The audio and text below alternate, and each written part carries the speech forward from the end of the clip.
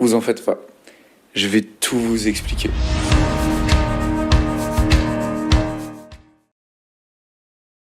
Si je suis revenu, c'est qu'il y a une raison.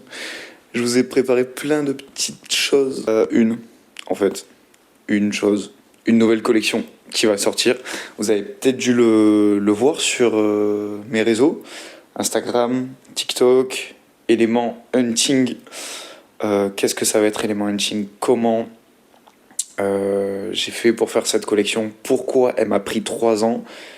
Je vais répondre à toutes vos questions, vous en faites pas. Déjà, dès la sortie de Stencil, j'avais 2 idées de projets. Déjà, de base, j'avais imprimé des stickers. Ça ressemblait à ça. Et les stickers que vous voyez à côté, bon, ils sont un peu délavés parce que c'était les premiers, c'était très moche. C'était pas de la bonne qualité. En fait, j'ai imprimé la licorne en noir avec les contours de couleurs. Voilà, je voulais mettre des couleurs un peu fluo. Puis, m'est venue une idée de faire des t-shirts noirs, uniquement noirs, avec de la couleur très vive. Et cette collection-là, je voulais l'appeler Dark Color. Je vous montre, en fait, ça, c'est les visuels que j'avais préparés avant. Voilà, en gros, le concept, c'était ça. Dark Color, imprimer du fluo sur du noir. Et après, j'avais une autre idée pour bien plus tard, qui était de créer en fait une collection un peu randonnée, où je voulais faire des kawaii, je voulais faire des jogging, je voulais faire des sacs, je voulais faire plein de trucs. Et en fait, je voulais organiser une chasse au trésor, en fait, un petit peu. Avec des panneaux, vous voyez, des gros panneaux en bois comme dans les dessins animés, là, papa au marteau et tout. Voilà, je voulais dissimuler ça sur certains tracés de randonnée avec un système de QR code, un système de map numérique ou comment retrouver ces panneaux après bénéficier d'offres sur la collection randonnée, etc. Déjà au moment où j'ai cette idée, je sais pas si vous connaissez, il y a Suprao, un artiste que j'aime beaucoup, qui a une marque indépendante, qui a sorti sa collection randonnée juste après. Donc déjà non, je me suis dit je vais oublier cette idée. Mais je voulais quand même conserver ce truc-là de chasse, de QR code. Et au final, j'ai associé ces 2 collections. Comment j'ai fait? Déjà, au niveau de Dark Color, voilà, je voulais travailler le visuel comme ça, de noir sur du blanc. Mais j'avais fait des visuels rectangulaires avec différents éléments, en fait. Donc les éléments comme feu, terre, plante, etc. Je vous montre un petit peu du coup les croquis. J'avais noté pas mal de kanji. Et je me suis dit, purée, je vais m'inspirer de ça. Je vais m'inspirer de différents éléments. Donc je sais pas si vous voyez le cercle avec tous les éléments et tout, bien précis. Alors il y en a qui j'ai pas pris exactement les bons comme il fallait. Par exemple terre, j'ai pas décidé de le prendre. Je l'ai remplacé par foudre. Je pense pour vous que c'est plus stylé un pull foudre qu'un pull terre. Du coup comme élément j'ai gardé feu, eau, plante, foudre et lumière. Et j'ai commencé à travailler sur ces différents éléments-là. Donc comme vous avez vu, il y aurait 5 pièces. Donc voilà à quoi ça devait ressembler de base, les mock-ups un peu rectangulaires dans le dos comme ça uniquement. Finalement, comme je pouvais pas faire de sérigraphie, j'ai abandonné ce visuel-là. Et à côté de ça, je me suis dit pourquoi je vais refaire des t-shirts alors que ma précédente collection c'était déjà des t-shirts. Et je voulais faire des sweats aussi, je voulais absolument faire des sweats. Et comme c'était trop compliqué du coup la sérigraphie à ce moment-là pour moi, parce que du coup ça remonte à il y a 3 ans, j'ai décidé de garder ma technique précédente que j'avais fait pour Stencil, c'est-à-dire du flocage. Mais là, je me suis un peu enflammé. J'ai fait un visuel avec des détails que la machine n'est pas censée prendre en compte. C'était trop petit. Donc j'ai essayé à faire des prototypes. Franchement, c'était une galère pas possible. Mais j'ai réussi à en imprimer un propre. Je me suis dit, pourquoi ne pas faire ça sur 80 pulls? Bah, c'est ce que j'ai fait. C'est pour ça déjà que ça m'a pris énormément de temps d'imprimer tous les pulls.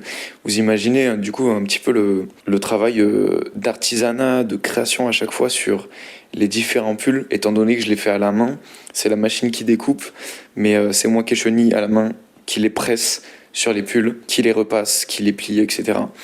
Donc voilà, ça prenait un temps fou. Dites-vous à peu près pour imprimer un seul pull, ça me prend à peu près 2 heures. Mais étant donné que j'ai un travail et que j'ai 80 pulls à faire, vous en doutez, si on fait le calcul, ça fait 120 heures juste pour imprimer les pulls.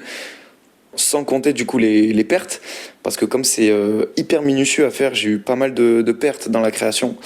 Voilà, ça c'est tout le truc que vous voyez pas derrière, mais ouais, il y a plein de pulls qui sont tombés à l'eau. Et donc voilà, je voulais m'inspirer aussi de la culture japonaise parce que j'adore ça.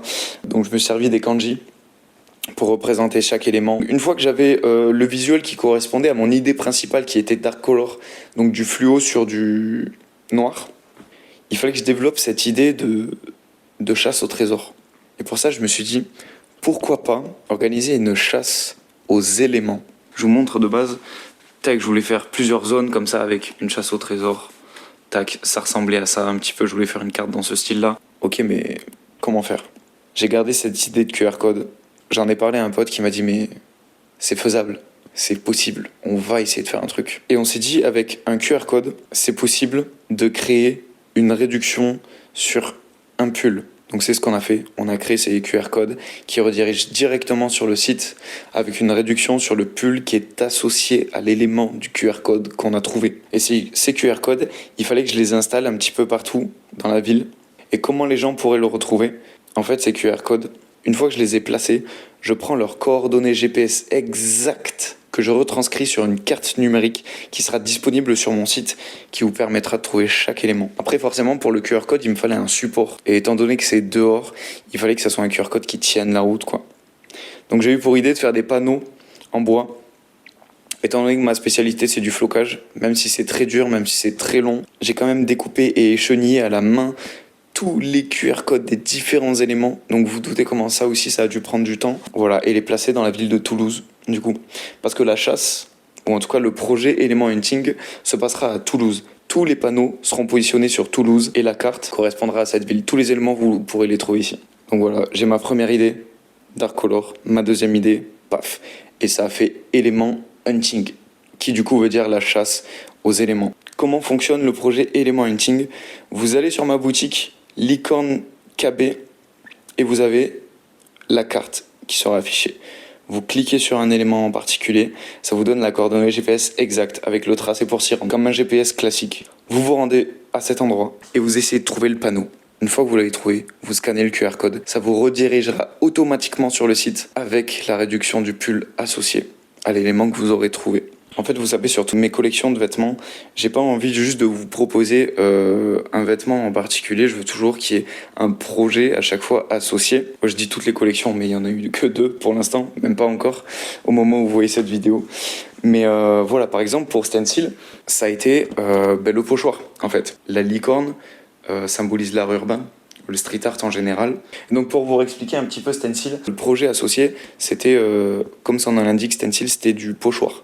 Et de base, j'avais créé ce pochoir-là, qui est devenu le visuel de la collection. Et du coup, tout passait par ce visuel.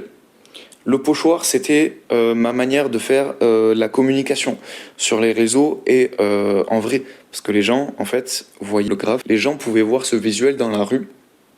Et je communiquais comme ça. En tout cas, c'était le projet que je voulais sur Stencil. Là, Element Hunting, du coup, on reste sur de l'art urbain, mais de manière un petit peu plus spécifique. Étant donné que la chasse se passe à Toulouse, je voulais faire le shooting des vêtements pareil sur des endroits emblématiques de Toulouse.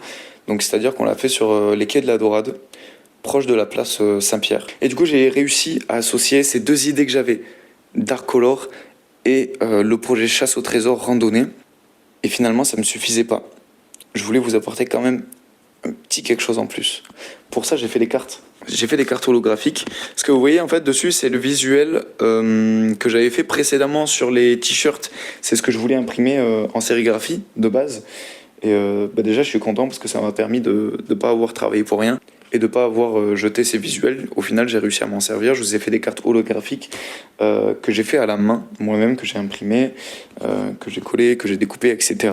Comment retrouver ces cartes? Vous les aurez directement dans les commandes du pull associé. Si vous voulez la carte haut, ça sera en commandant un pull haut. Au moment où vous voyez cette vidéo, si elle vient juste de sortir, Element Hunting ne sera pas encore sorti.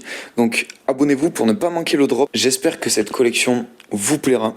Si vous avez la moindre question, n'hésitez pas à le mettre en commentaire, ça me fera extrêmement plaisir d'y répondre.